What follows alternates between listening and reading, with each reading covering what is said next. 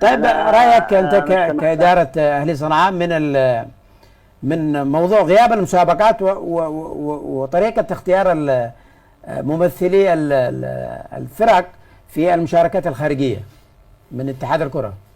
يا اخي كيف مشاركه خارجي وما بيش نشاط في اليمن، ما بيش دوري في اليمن. انا الدوري ما فيش في اليمن وكنت تشتي مشاركات خارجيه. انا مستغرب يعني كيف مشاركات خارجي ونشاط خارجي والنشاط الداخلي في اليمن متوقف. هم يقولوا الوضع في الداخل ولا مش عارف ايه. لاعبين المنتخبات الوطنيه بيختاروا اختيار عشوائي على حسب المزاج.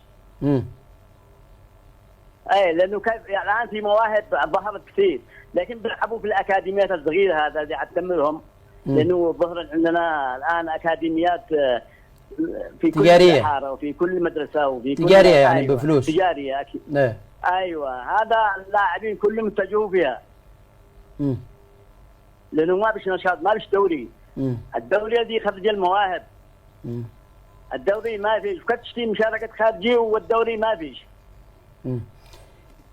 اللاعبين بيصيبوا باحباط كبير. صرنا احنا اداريين، ما بالك من اللاعبين. انتم كان عندكم اعتراض على مساله انتقال اللاعبين للمنتخبات الوطنيه كاهلي صنعاء؟ اعتراض ليش؟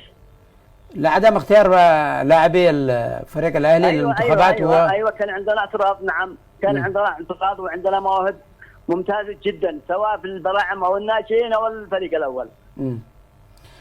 بس هم يقولون انه هذه اراء فنيه من المدربين ما يقدروش يدخلوا فيها. يا كابتن احمد نعم، كان منتخب الشباب الذي تم اختياره من قبل الكابتن علي النونو اختيار موفق، لانه الكابتن علي النونو كان يمر الى جميع الانديه والى جميع المدارس واختارهم بنفسه، ولا سمح لاي واحد يدخل مجامله. تقصد منتخب الناشئين يعني؟ قدم المنتخب نتائج ممتازه جدا. ولاعبين يعني على مستوى عالي من الكفاءه. لكن المنتخب الاول بقيت المنتخبات يعني بيختاروا اختيار عشوائي او بالاسماء اللاعبين السابقين.